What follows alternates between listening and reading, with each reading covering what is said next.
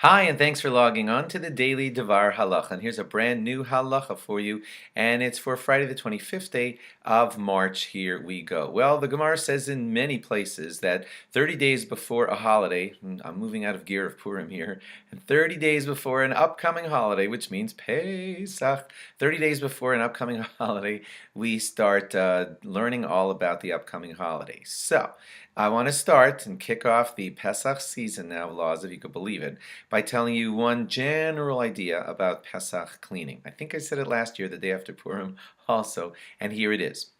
When we clean for chametz out of our house for Pesach, sometimes people get the wrong idea of what's really happening. It coincides with spring, and people have this ginormous idea of what spring cleaning is. Like they'll drag everything out of their whole garage, put it out in the street, sweep, reorganize, and do massive things like that, and put that under the rubric of what they think is Pesach cleaning, and they say, oh, I hate Pesach cleaning, it makes me crazy. Well, don't mix up, first thing I'm telling you is don't mix up spring cleaning with Pesach cleaning. You do not have to turn your house upside down. If you feel like reorganizing your basement, that's your business, but that's not what Pesach cleaning is about. Let me give you some examples. If you have a rug in your house and your vacuum cleaner works, then basically you're expected to vacuum your rug, and that's it. Obviously, you're not going to do it right now, but I'm just kind of giving you an idea that you don't need to be going through the carpet of your home with toothpicks and toothbrushes. You just vacuum your home.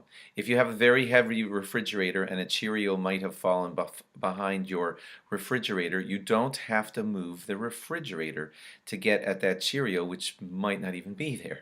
The main idea just is that, look, let's say it this way.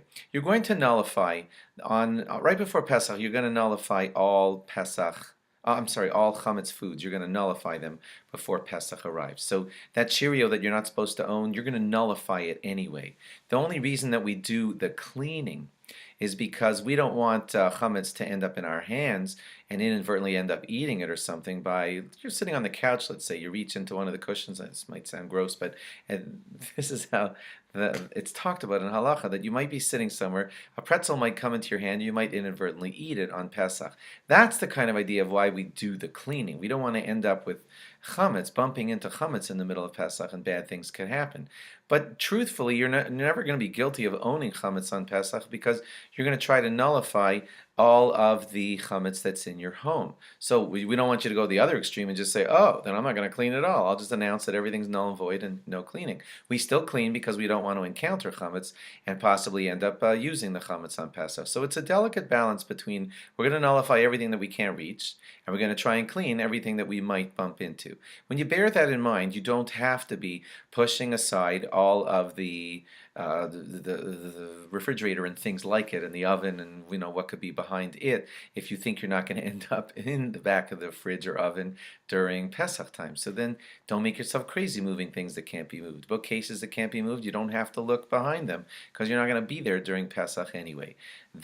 Underneath the pillows of the couch, yeah, maybe you should clean up under there. So I'm just trying to give you the general idea that yes, we search for wherever chametz we might bump into chametz in the middle of Pesach. We try to clean that away and we get rid of it. If there are rooms in your house where chametz never goes, if you could be sure of that, then you don't have to clean those rooms if you cleaned them last year because you're not going to encounter any chametz there. I want to just know that before deciding to ruin your sanity by cleaning in ways that are unattainable in the next 30 days.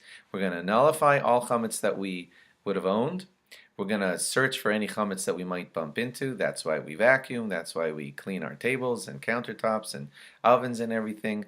But beyond that, you don't have to go crazy moving around the impossible to move furniture of your home. Hope that makes it a little bit clear. Hope that puts you in the right gear. Speak to your rabbi about any details, but that's the gist of how it's going to begin. Thanks for logging on. Log on again after Shabbos for more. Bye-bye.